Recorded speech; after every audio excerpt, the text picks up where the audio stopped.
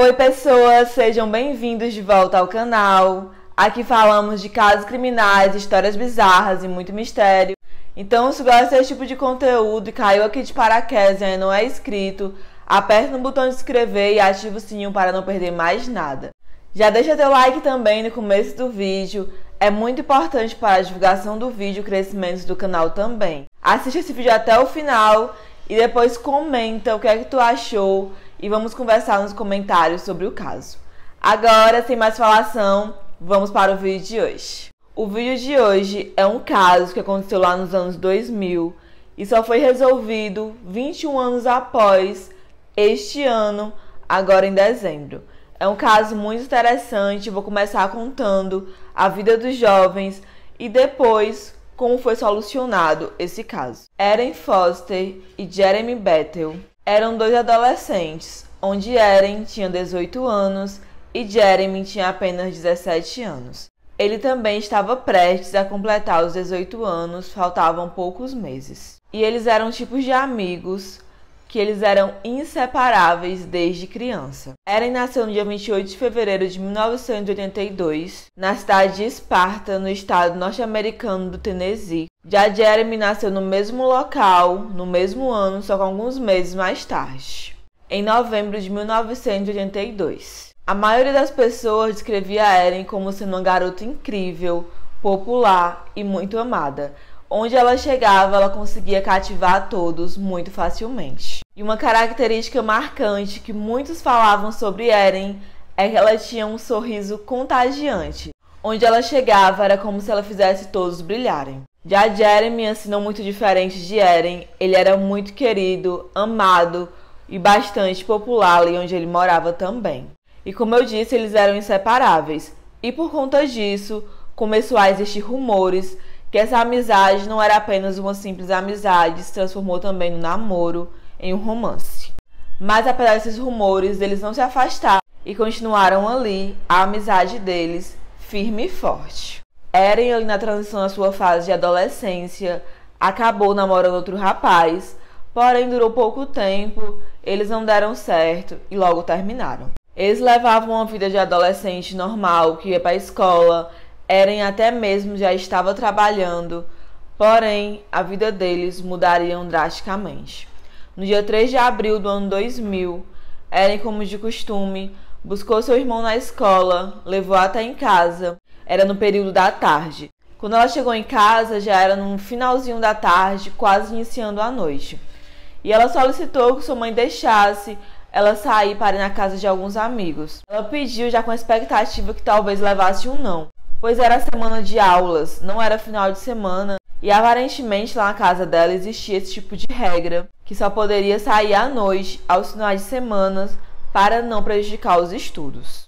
Surpreendentemente, Leigh Foster, a mãe de Erin, disse que sim, que ela poderia ir encontrar com seus amigos sem nenhum problema. Infelizmente, uma decisão que mudaria todo o curso de sua vida para sempre, pois esta foi a última vez que ela viu a sua filha.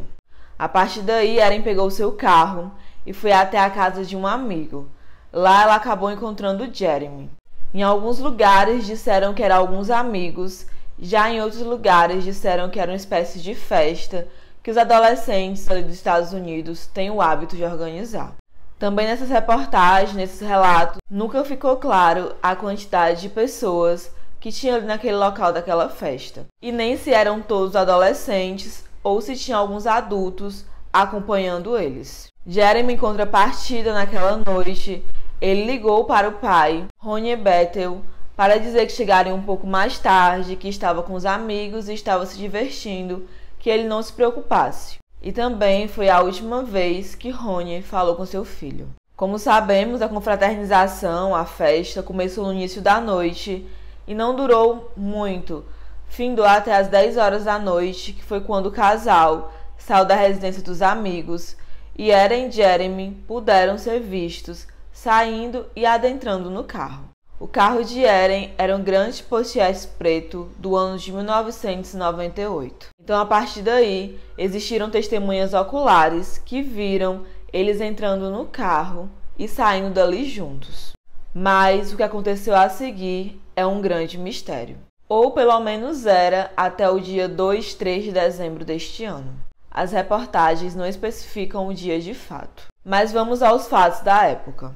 Quando Eren e Jeremy foram relatados como desaparecidos, a data no qual isso aconteceu do relato do desaparecimento deles, através das famílias, também não ficou clara. Ao primeiro momento, quando essa notícia chegou aos policiais, ao departamento de polícia, pelo fato da idade deles, imediatamente eles ligaram a uma fuga ou rebeldia de adolescentes. Então, com isso, eles não deram a devida importância para o caso e nem muito menos a devida credibilidade que ele deveria ter tido logo no começo, quando estava quente. O que é bizarro, pois segundo várias testemunhas, eles não tinham perfil para fazer aquilo, simplesmente fugir sem falar nada para ninguém. E nem muito menos motivo para o mesmo. A preocupação só veio mesmo de fato à tona quando eles foram verificar o número da previdência social deles e viram que eles não tinham sacado o salário do mês. Então a teoria de adolescentes fugitivos nessa altura fazia cada vez menos sentido, porque uma pessoa que foge minimamente precisa de dinheiro para colocar gasolina, comer, entre outras coisas. Mas com tudo isso, até mesmo os próprios investigadores afirmando que a teoria da fuga era improvável, eles também disseram nessa mesma época que não era impossível ter acontecido, mesmo eles não tendo sacado dinheiro. E essa situação toda em torno de fuga repentina dos adolescentes deixou as famílias bastante chateadas, principalmente a família de Jeremy, da parte de sua mãe, que afirmava que por mais que estivesse enfrentando um momento difícil, no qual ela tinha acabado de se separar do pai de Jeremy, ele não tinha perfil e nem motivos para fazer aquilo. Então, não muito incomum em desaparecimentos, não demorou para que logo começassem a surgir notícias falsas.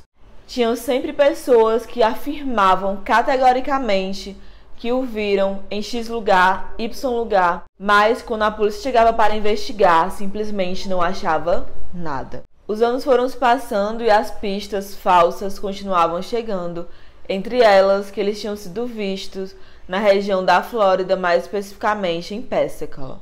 E eram relatos de pessoas diferentes. Era como se fosse um surto de efeito Mandela, porque as pessoas tinham a plena convicção que estavam vendo os jovens. Chegou ao ponto de até mesmo o relato partir de um policial aposentado, no qual ele afirmava categoricamente que tinha visto Eren. E ele dizia mais que ela estava morando e trabalhando na área e passeando com seu carro. Então, como um dos últimos relatos tinha partido de um policial aposentado, logicamente a credibilidade dele seria bem maior. Então, com isso, o departamento do Tennessee começou a investigar ali a área, mas eles concluíram a investigação dizendo que se tratava de uma pessoa parecida com Eren e não ela de fato. Nesse meio tempo, eles continuavam de olho no número de seguro social para ver se havia tido alguma movimentação financeira ou alguma coisa do tipo. Porém, além de ter passado anos e não ter tido nenhuma movimentação ali no número de seguro social, também Eren não renovou a sua carteira de motorista. Nesse meio período, um dos amigos, uma das pessoas que estavam lá naquela residência, que eles estavam pela última vez antes de desaparecer, chegou a relatar que sim, que existia uma grande possibilidade deles terem fugido. Essa pessoa não foi identificada nas matérias, mas ela disse até mesmo que o local que eles teriam ido seria a Flórida. Coincidentemente, quando essas coisas começaram a aparecer, outro boato bastante bizarro veio à tona. Esse foi de uma natureza bastante inquietante e deixou todos aterrorizados, porque esse relato dizia claramente que eles tinham sido mortos e jogados em um poço. Então ali tirava a paz de todo mundo que tinha esperanças que realmente eles tivessem fugido e voltassem, se arrependessem em algum momento e tivessem dó da família. Esse relato levou as autoridades a fazer várias buscas, como sempre estavam fazendo, porém, mais uma vez não levou a lugar nenhum e eles não encontraram restos mortais. Outra linha de investigação de outro boato que circulou foi a respeito do ex-namorado de Eren. Garen se tornou alvo principal de investigações, pois eles começaram a usar a linha de raciocínio que ele teria matado o casal por ciúmes de Eren. Ele não aceitava muito bem essa amizade. Porém, entretanto, sobretudo, Para ir contra tudo que as autoridades acreditavam, ele colaborou de imediato com aquelas investigações e as suspeitas em torno dele. Ele se permitiu até mesmo passar por um detector de mentira, no qual ele passou com êxito. Porém, a má fama dele e seu comportamento bastante errático fez a população desacreditar totalmente daquele detector de mentira e achar sim que ele era o responsável pela morte e o desaparecimento daqueles jovens. Pois ele era bastante conhecido por usar drogas e tinha até mesmo passado uma temporada em uma clínica de reabilitação na Flórida. E uma fonte não muito segura, por assim dizer, que dizia que era primo de Garrett, disse que na infância ele tinha costume de matar animais de menor porte só por divertimento e ele ria dessa situação. Já outra pessoa alegou que Garrett era sim responsável pela morte do casal e que tinha até mesmo os enterrado em cima de outra pessoa que tinha acabado de ser enterrada ali naquele local. E era por esse motivo que ele tinha saído impune, porque ninguém procuraria um corpo no cemitério, onde tem vários corpos, não faria sentido essa linha de raciocínio. Porém, mais uma vez, a ideia dele ter enterrado os corpos no cemitério se tornou uma ideia descartável, pois não tinha comprovação de nada. Então vamos botar aí que já passaram os seus 15 anos à frente, e a partir daí a família já não acreditava que nem Eren nem Jeremy estavam mais vivos, pois eles simplesmente não ficariam longe por tanto tempo sem dar nenhuma notícia. Então, com base no número do serviço social de ambos, ficou resumido que possivelmente eles teriam morrido logo quando eles saíram ali da festa no dia 3 de abril do ano 2000, pois a partir desse dia não houve mais nenhuma movimentação. Mas apesar de tudo isso, naturalmente, as perguntas continuavam. O grande ponto de interrogação pairava na cabeça de todo mundo que amava aqueles jovens. Eles queriam saber onde eles estavam, o que teria realmente acontecido e finalmente poder colocar um ponto final na história deles. E a família sim ter um pouco de paz com esse ponto final também. As teorias, suposições, notícias falsas continuavam surgindo. Algumas dessas teorias incluíam roubo ou tráfico de drogas que deu errado e que por conta disso eles tinham sido silenciados por criminosos. E tinha também aquela que a população mais acreditava que eles tinham sido mortos por ciúmes pelo ex-namorado de Eren. Em 2019, outra busca começou quando um carro foi visto em um rio por ali por perto de Tennessee, onde eles moravam. Mas o veículo localizado não era o Pontiac Grand de Eren. Nesse meio tempo também existiu uma linha cronológica de todos os serial killers que tinham ali pela região para saber se eles faziam perfil de assassinos daqueles jovens. E se você não sabia, fica sabendo agora, porque existe lá nos Estados Unidos um banco de dados que rastreia assassinos em série. E também tem os anos que eles tiveram ativos e as suas vítimas. E isso é muito útil em casos assim de desaparecimento, no qual a pessoa não deixa nenhuma pista. Essa linha cronológica de tempo com serial killers foi traçada pelo fato que poderia ter existido um contratempo com o carro, no caminho deles para casa, ou eles pararam no posto de gasolina, entre outras possibilidades poderiam ter acontecido. E por conta disso, uma pessoa errada poderia ter encontrado eles e ter feito mal. Porém, todos os serial killers que eram suspeitos e estavam nessa linha cronológica de tempo foram descartados porque eles não faziam perfil que tivessem envolvidos naqueles desaparecimentos. Outra informação interessante que surgiu acerca do desaparecimento de Jeremy e Eren foi o fato que a família de Jeremy submeteu o DNA para um banco de dados de desaparecidos. Já a família de Eren se recusou a fazer o mesmo. Não foi dada nenhuma razão para ela se negar a ceder o DNA caso Eren fosse encontrada com vida ou não. Mas eu particularmente não posso imaginar algo que faça sentido da pessoa não ceder o DNA para uma investigação que poderia ajudar a encontrar a própria filha. Porque se seu filho sumir, você não fará quase nada para encontrar respostas. E ceder o DNA parece uma coisa tão pouca, tão bestinha para não se fazer, sabe?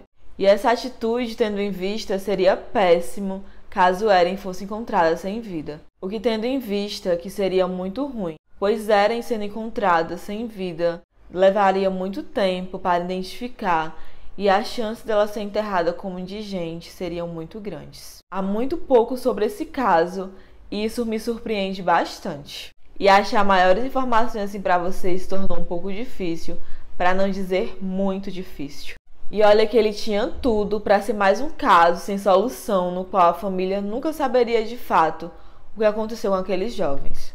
Porém, 21 anos após, a família conseguiu botar um ponto final nessa história, graças ao mergulhador e YouTube Jeremy Sight. E ele já é muito conhecido no seu canal por usar técnicas para solucionar casos e até mesmo com seu próprio equipamento. Se vocês derem uma olhadinha nos vídeos dele, vocês vão ver alguns casos solucionados e é bastante interessante. Jeremy ficou sabendo dos desaparecimentos dos jovens por volta de novembro desse ano e de imediato ele resolveu viajar para Esparta para investigar o que realmente tinha acontecido e fazer buscas por ali em lagos, rios. E logo que ele chegou lá na cidade de Esparta, ele deixou muito claro qual era o seu objetivo. Era encontrar o carro dos jovens e ele estava determinado mesmo para isso. A notícia que Jeremy estava na cidade em busca dos jovens chegou até o xerife local, mas ele não foi contra. E ele até mesmo contou para o xerife que a sua vontade de começar a procurar os jovens se deu pelo fato que ele ficou sabendo que as investigações estavam indo para o lado errado e não para o rio correto, de onde ele suspeitava que eles tinham se acidentado e caído ali. Então, a partir daí, ele pegou seu equipamento, um bote, um sonar e começou a mapear vários rios ali pela região. E ele também refez a mesma rota que supostamente os jovens tinham feito na noite do seu desaparecimento. Então, a partir daí, ele encontrou o local que supostamente os jovens teriam sofrido o acidente. Então, com a câmera subaquática, ele mergulhou e em poucos minutos de mergulho, ele já localizou o carro de Eren. Imediatamente, ele busca ali a placa do carro e ele verifica que se tratava realmente, com toda certeza, do carro de Eren, pois a placa era a mesma que estavam procurando. O resto mortais dos dois estavam no carro também. Após isso, ele comemorou por ter solucionado um mistério, ficou muito feliz. Mas, por outro lado, ele também disse que ficou muito triste por saber que aqueles jovens morreram naquela situação. Os moradores da região de Esparta ficaram muito felizes e agradecidos com Jeremy. Um deles chegaram até mesmo a dizer: "Quero agradecer ao Jeremy do fundo do meu coração. Ele não faz ideia do que isso significa para nossa comunidade. Jeremy, até a sua morte, você terá toda uma comunidade disposta a fazer qualquer coisa por você. É só pedir." Naturalmente, a polícia foi acionada, mas ainda vai ser realizados testes periciais e de DNA para comprovar que realmente os restos mortais que estão ali é de Jeremy e Eren. Mas tudo indica que sim, pois a placa do carro bate certinho com a que eles estavam naquela noite. E se tiver mais atualização do caso, eu vou atualizar você na comunidade aqui do YouTube. E, gente, que caso incrível! Mais um caso solucionado. Tivemos um aqui no canal que foi solucionado depois de 62 anos. Se não assistiu a esse caso aqui, tá muito bom o vídeo. Casos solucionados sempre dão um afago muito grande pro nosso coração. E vocês têm noção que um YouTube solucionou um caso depois de 21 anos? Tipo, muito da hora, muito, muito bom. Então, gente, esse foi o vídeo de hoje. Muito obrigada a quem ficou até o final. Não esqueçam de deixar o like de vocês. É muito importante. Comentar aqui embaixo o que achou. Me seguir nas outras redes sociais. E até o próximo vídeo. Tchau!